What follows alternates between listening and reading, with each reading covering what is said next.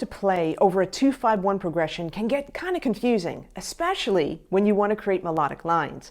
So what do you do if you do want to create melodic lines in your solos? Listen to your favorite musicians to see what they did, and that is what we're going to be doing in this video series. I'm going to show you examples from various master improvisers of what they played over the 2-5-1 progression in major and in minor. Sound good?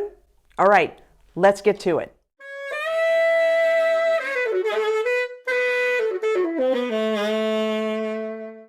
Hey, I'm Donna from DonnaSchwartzMusic.com, and if you'd like getting tips and strategies to bring your playing and improvisation to the next level, subscribe to my channel and tap that notification bell to know when new videos are out. In this video, I'm going to show you an example of a minor and a major 2-5-1, and the example I'm going to use is from the tune Autumn Leaves featuring Chet Baker and Paul Desmond.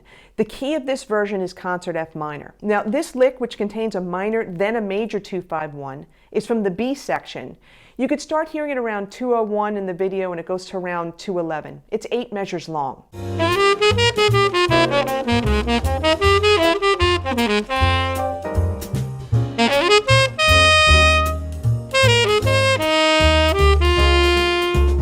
Okay, now we're going to hear the whole phrase played at a much slower tempo so you can really hear it.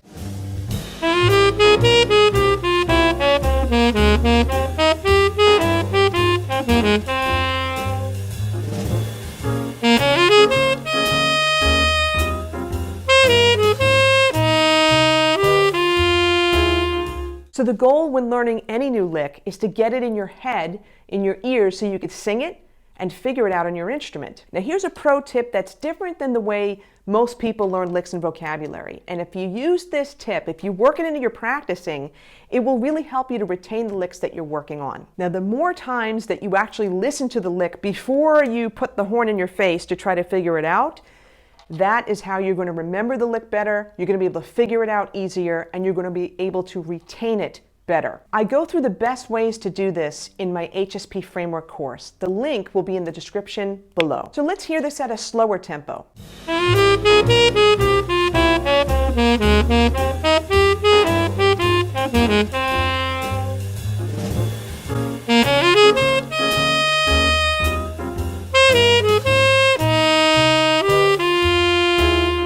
I'm not going to get heavy into the theory, but I do want to show you how to listen to this lick and point out a few key points.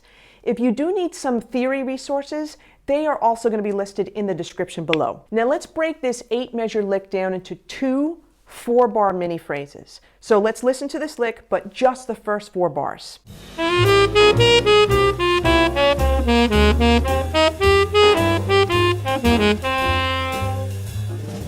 Now when you hear this, you can tell that the notes sound pretty close together.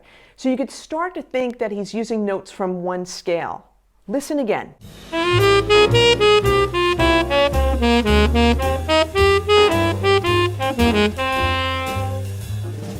What do you notice about the direction of the melody for this part of the solo? Is it a straight line? Do the notes only go up? Do they only go down? Or all the above?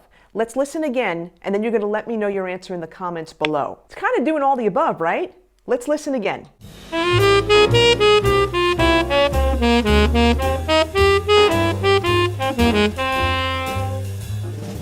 So when we're creating melodic lines, we like to emphasize the chord tones on the strong beats, the down beats.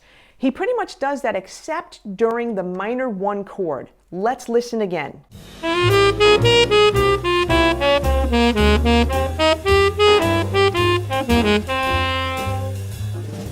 So when he goes back to that minor 1 chord, he doesn't land on a chord tone on beat 1, but he does get to a chord tone on beat 3. If you've heard of the term enclosure, this is one example right here where the 2nd, 3rd, and 4th notes enclose around the goal note on the downbeat of beat 3, like this.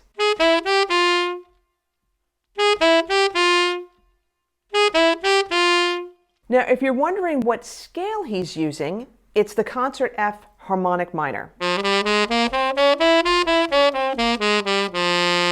He's just starting on different notes, and instead of emphasizing chord tones on downbeats all the time, he does land on some extensions like the 9th and the 11th. Okay, here's my question to you.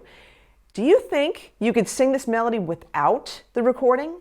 Try it. Let me know how you did in the comments below. Let's get to the second part of this B section where it's a 2-5-1 in major, more specifically a 2-5-1 in concert A flat. Let's take a listen to this part at a slower tempo.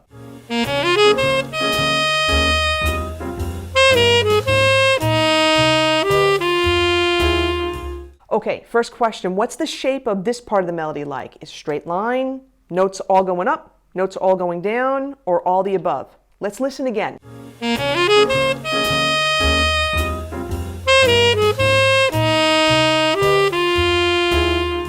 All right, it's definitely all the above. Now, does this sound like the notes are really close together like a scale, or do you hear more jumps, more wider intervals? Let's listen again.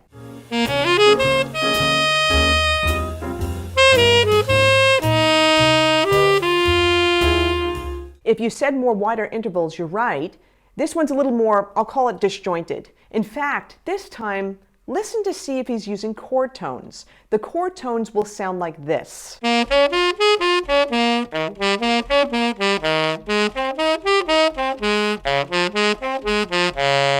So let's listen to see if he's using chord tones.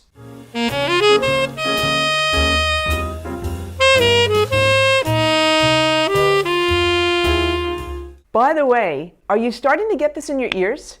If so, can you sing it without the recording?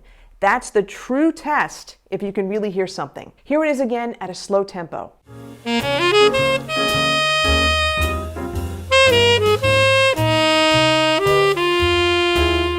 Okay, now here's the whole lick at the original tempo. Let's take a listen.